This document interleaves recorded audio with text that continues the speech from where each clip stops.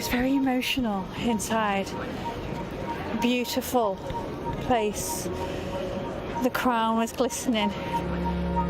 Thousands of mourners queuing deep into the chilly London night to say their final goodbyes. We queued for 6-7 hours and then it was over so quickly. But inside it was amazing. It was really quiet and it's finally sunk in.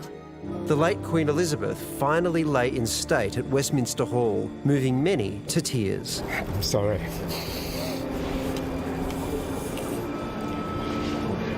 A part of the reason I come to this country.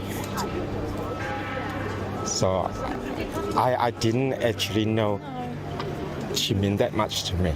750,000 mourners are expected to file past the Queen's coffin in the coming 4 days. Round-the-clock vigilance proving too much for one royal guard. Of course. Oh, that's a nasty fall.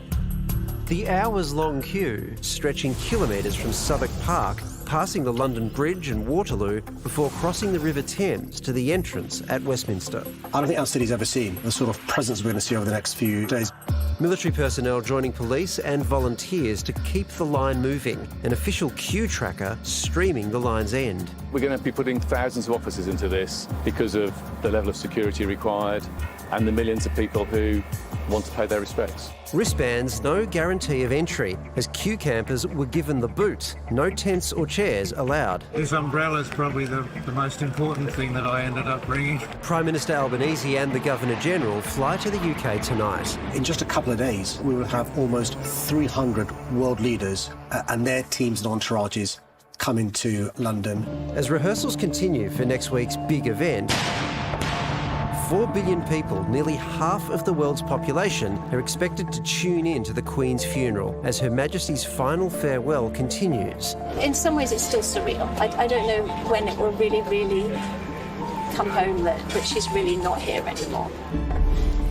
There was footage there of the Queen's coffin, and it was 8 pallbearers holding it. And I read that it weighs something like 1/4 of a tonne because it's lined with lead, because they don't bury her immediately and it's outside, sort of exposed to the elements. They seal it with lead to prevent decomposition, and it's a British thing. Princess Diana, Winston Churchill, all buried in the same type of coffin. Yeah. It's so interesting. Imagine figuring that out. Yeah.